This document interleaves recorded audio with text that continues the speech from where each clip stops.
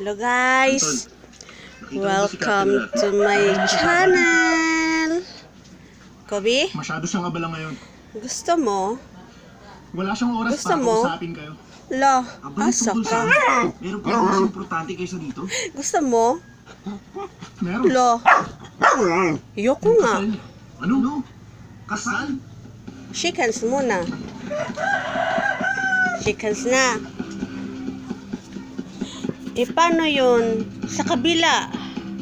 Sa kabila. Captain! Ikakasal ka na raw. Ano? Gusto Ano mo? yung sinasabi sa amin? Gusto mo? Kasi kasal lang naman yun. Ha? Hindi naman yung Lo, exciting. asa ka? Ay, Shake hands muna. Ba't ayaw mo? Shake hands muna. sandali lang. Yun, oh. Sige na. Oh. Sabihin mo na Shake kung ano gusto hands. mong sabihin. Busy ako. Ayan.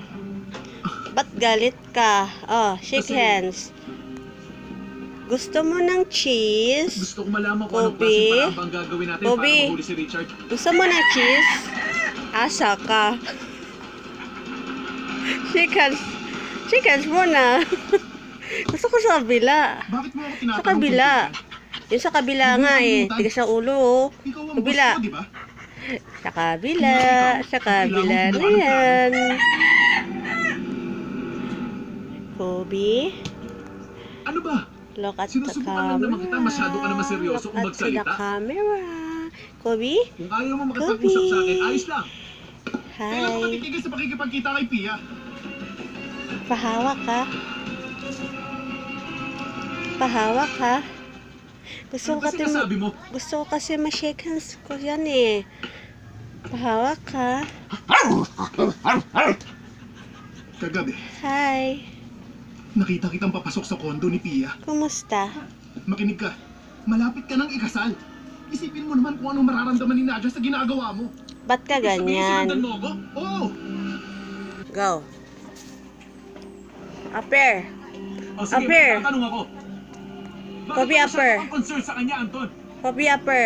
Kahit na mapapangasawa ko siya, hindi naman ako Upper. ganyan kung mag-alala sa kanya. Sige na. Ba't ayaw mo? Kobe, upper. Kobe, upper. May sarili akong mga dahilan. Upper. Sa kabila Pero naman. binabalaan kita. Upper. Ay, laman na di ay. Ay, sawa ka. Sa oras mo malaman kung sinaktan mo si Nadia. Dahil dyan, may cheese ka na. Kamay ko ah. Okay. Bye. Ano ba problema ng taong yun? Bye, Kobe. Uy, hindi na